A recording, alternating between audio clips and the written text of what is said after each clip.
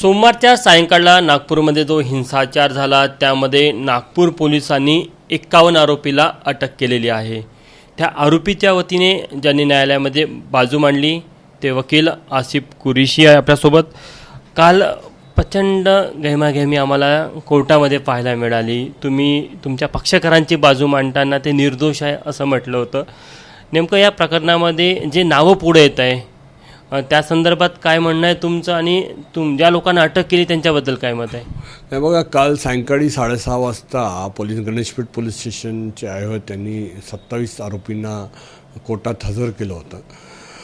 त्यामध्ये जेव्हा त्यांनी अटक केलं, कोर्टासमोर अटक केल्यानंतर कोर्टाने सगळ्यांना विचारपूस केलं। जितके आरोपी होते त्यांना सगळ्यांना विचारपूस करण्यात आली आणि ज्या ज्या लोकांना त्यांचे सगळ्यांचे आरोपीचे स्टेटमेंट मॅडमनी लिहून घेतले आणि त्यात असं आढळलं की 10 ते 11 लोकांना जे इंजुरीज आहेत ते पोलीस स्टेशन अरेस्ट केल्यानंतरची इंजुरीज आहे असं आढळण्यात आलेलं आहे।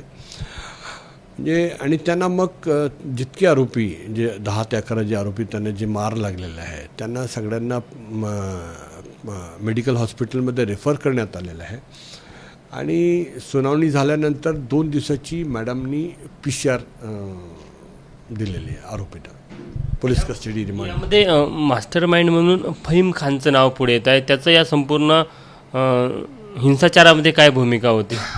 FIRमध्ये असं काही दिसलं नाही की तो मास्टर माइंड आहे म्हणून। त्यांनी कोर्टापुढे असं सांगितलं की मी स्वतः कंप्लेंट आहे, जे 2:30 वाजता जी घटना घडलेली आहे मी स्वतः कंप्लेंट दिलेली आहे पोलीस स्टेशनला, जी घटना आणि मला आरोपी बनवण्यात आलेलं असं त्यांनी कोर्टापुढे सांगितलेलं आहे। कोणाचा काय भूमिका होती त्या FIRमध्ये असं काही लिहिण्यात आलेलं नाही आहे। 51 लोकांविरुद्ध जे आरोप आहे ते फक्त FIRमध्ये असं घटना घडली आहे ते त्या FIRमध्ये असं लिहिण्यात आलेलं आहे। पण जो एक समूह होता तो इतका हिंसक होण्याचं काय कारण नेमकं? म्हणजे बघा, हे तर काही समज आली नाही आम्हाला, पण जे 2:30 वाजता जी घटना घडलेली आहे ते औरंगजेबच्या नावाने तिथं गेले 380 वर्ष झालेले आहे। पण हे असं मला असं वाटतं की सगळं पॉलिटिकल आहे। पण त्यात जे पॉलिटिकल हे विश्व हिंदू परिषद आणि बजरंग दल ज्यांनी जे तिथं घटना घडवलेली आहे त्यात त्यांनी काय केलेलं आहे, एक चादर त्यावर कुराण शरीफची काही आयत लिहिलेली होती ते त्यांनी जाळवल्यामुळे ते लोकांची भावना भडकलेली आहे, त्यामुळे ही घटना असं घडलेली आहे। जे गणेशपेठमध्ये जो समूह तिथे जमा झालेला होता त्यांचं असं म्हणणं होतं की आरोपींना तत्काळ अटक करा आणि पोलिसांनी अटक न केल्यामुळे मग तो उग्र झाला। हे बघा, ती जी घटना जी घडलेली आहे ते पोलिसांसमोर घटना घडलेली आहे। त्यावेळीच जर त्यांना अटक केली असती तर ही घटना घडली नसती। त्यावेळेस लोकांनी तिथले राहणारे लोकल लोक त्यांनी त्यावर त्या घटनेविरुद्ध आक्षेप केलेला आहे, पोलिसांसमोर सांगितलं आहे, पोलिसांना सांगितलं, पण त्यांनी काही त्यावेळेस ॲक्शन घेतलं नाही। FIR मला माहीत पडलं की त्यांनी FIR घेतली होती पण त्यांना अटक करण्यात काही आला नव्हता, म्हणून मला असं वाटते की त्यामुळे ही घटना घडलेली आहे।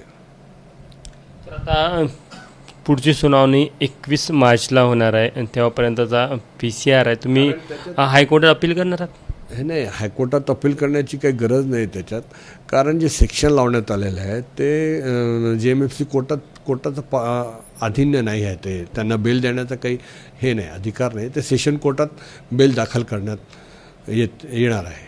तुम्ही आता काहीतरी म्हणत होता आणखी? सेशन कोर्टातच बेल दाखल करण्यात येणार आहे। त्या संदर्भात संपूर्ण घटनाक्रमासंदर्भात आणखी काही बाजू मांडायची तुम्हाला, तुमच्या म्हणजे ज्या आरोपींना अटक झाली त्या संदर्भात? मला असं वाटतं आहे की ज्या आरोपींना अटक केलेल्या आहेत त्यात काही लोक ज्यांना आरोपी बनवण्यात आलेले आहेत त्यात काही लोक इनोसेंट आहे।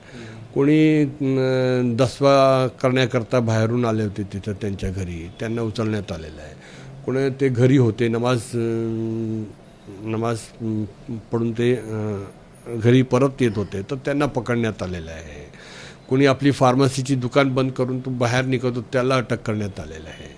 म्हणजे हे सगळं काही लोक असं म्हणायचं की ज्यांनी हिंसा केली ते तर सुटले पण ज्यांनी हिंसा केली नाही तेच पोलिसांच्या अटकेत आले। मला असं वाटतं त्यात काही जे आहेत आरोपी ज्यांना बनवण्यात आलेले आहेत ते काही आरोपी त्यात इनोसेंट आहे.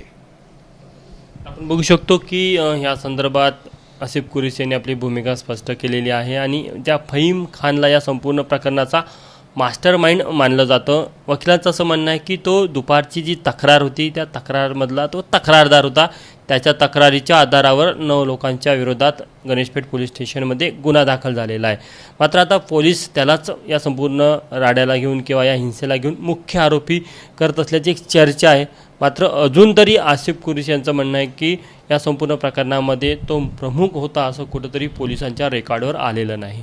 कॅमेरामॅन व्यंकटेश नायडूसह तुषार कोहळे, ABP माझा, नागपूर. ABP माझा, उघडा डोळे बघा नीट.